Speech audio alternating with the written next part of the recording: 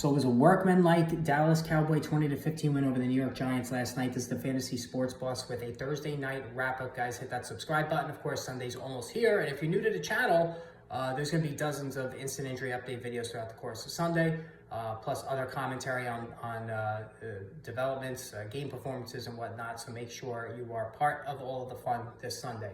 Now, as far as the game last night was concerned, both alpha wide receivers were tremendous, right?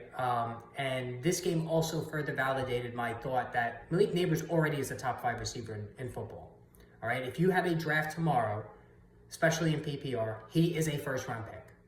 All right, so just another monster game for Nabers. And his first game was just so-so, but the last 3 games out have been blockbuster games. 12 catches, 115 yards. He did leave with a concussion. All right, so that puts a damper on it for sure. A little damper. It came late in the game, so it didn't destroy your outing. Obviously, his health is the most important thing, not his fantasy production. But again, there are no defensive coordinators have not stopped this guy yet. All right, whether you're rolling a safety, keeping one high, it's just not doing anything to inhibit Malik Nabers, who's just carving up defenses on a weekly basis. And again, would you take him over Justin Jefferson in a draft tomorrow? I think you definitely would. Right? Would you take him over Tyreek Hill? I think you would. All right, so like you would take him over A.J. Brown. Amon-Ra St. Brown, probably not, just because St. Brown's got, the better quarterback and longer track record.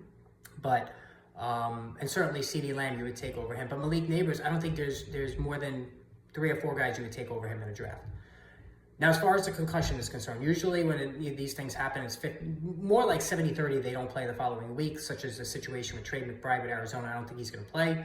But since it's on the Thursday, it gives the Giants and Nabers a couple of extra days to get himself through the concussion protocol. And I think, he has a better than 50% chance of doing that.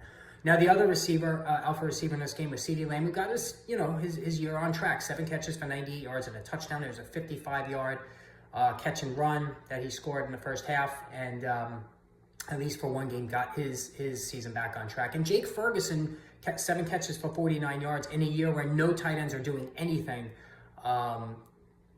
He's already on a per-game basis one of the most productive tight ends in fantasy this year. And that's just obviously an indictment on the position altogether. But when Ferguson's on the field, you can see how it softens defenses up a little bit for CeeDee Lamb to do his thing.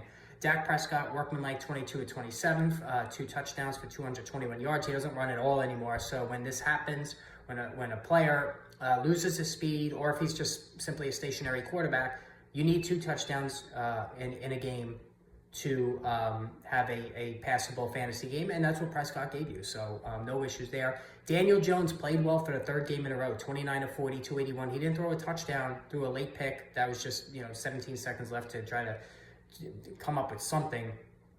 So this loss wasn't on Jones, who threw the ball really well. The 3rd straight game he's played well, so got to give him credit there. But he only had 3 rushing yards, so Jones is not running much now. They're keeping him in a pocket. He's getting better protection from the Giant offensive line, so good outing there. Now, the running game from the Giants, well, let me get back to Wan'Dale Robinson. I didn't even talk about Wan'Dale Robinson. 11 catches for 71 yards. So Wan'Dale Robinson doing a nice job. And Wan'Dale Robinson in PPR, when he's playing, and he's been injured a lot, he's been productive. Like, he's been a solid wide receiver 3, and if Nabers were to miss time, you can elevate him a little bit more. Now, where this game was lost for the Giants was the running game. As a Devin Singletary owner, I have him in one of my leagues. I was pretty excited about this game because Dallas hasn't stopped anybody on the ground. But Singletary got nothing going.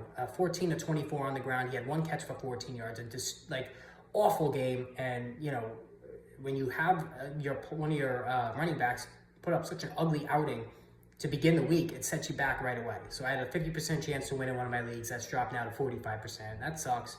And this, Singletary, he just doesn't have that speed to make guys miss and whatnot. He needs good, lanes to run through to pick up his yards. He didn't get any of that yesterday. Rico Dowdle, he's the guy. Got 11 carries for 46 yards, 4.2 per carry. He did catch it 1 pass for 15 yards and scored on it. Ezekiel Elliott only 5 for 19. So this is Rico Dowdle's backfield now, for better or for worse.